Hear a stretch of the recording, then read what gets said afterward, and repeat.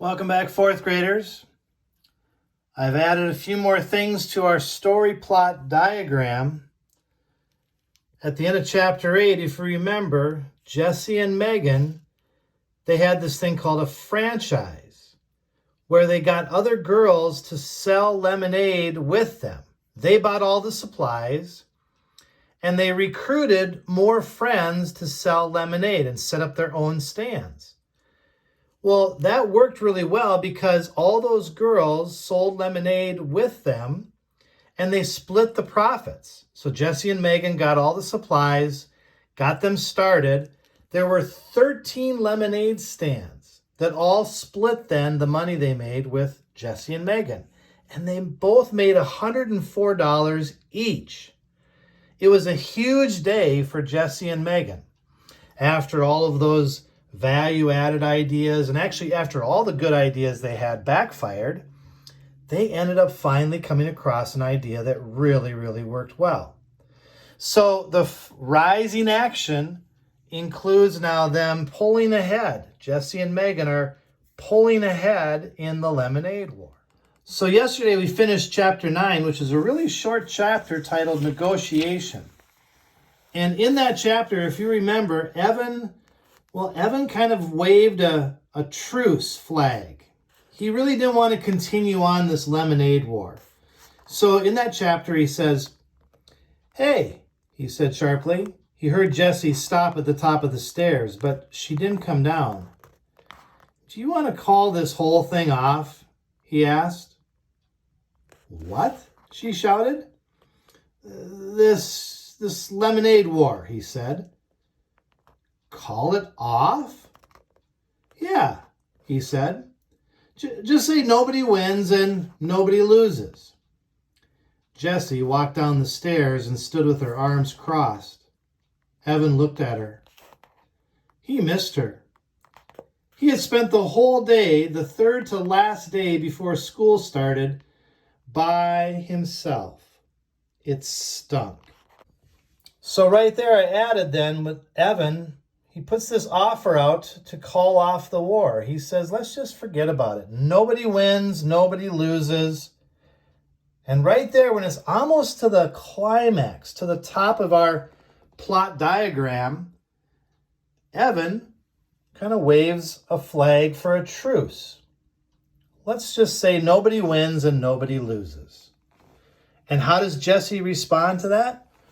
Well, it's not exactly what Evan was hoping for.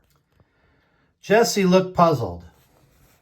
"I don't know," she said, frowning. "You see, Megan Evan felt his face go hot. Megan Moriarty, every time he thought of her, his throat got all squeezed and scratchy. It was like the allergic reaction he had if he accidentally ate a shrimp. "You told Megan Moriarty about everything?" he asked, feeling itchy all over. "No, well, what everything?" asked Jessie. Evan thought she looked like a fish caught in a net. Wait a minute. Evan thought she looked like a fish caught in a net. I forgot about some figures of speech. We've been having some of those once in a while. Sorry to interrupt, but maybe your class can figure out what that is there. Evan thought she looked like a fish caught in a net, comparing Jessie to a fish caught in a net. Maybe pause for a second and see if somebody can identify what kind of figure of speech that is. Anyway, continuing on. So Evan thought she looked like a fish caught in a net, like she was surprised that he caught her in this statement that she made.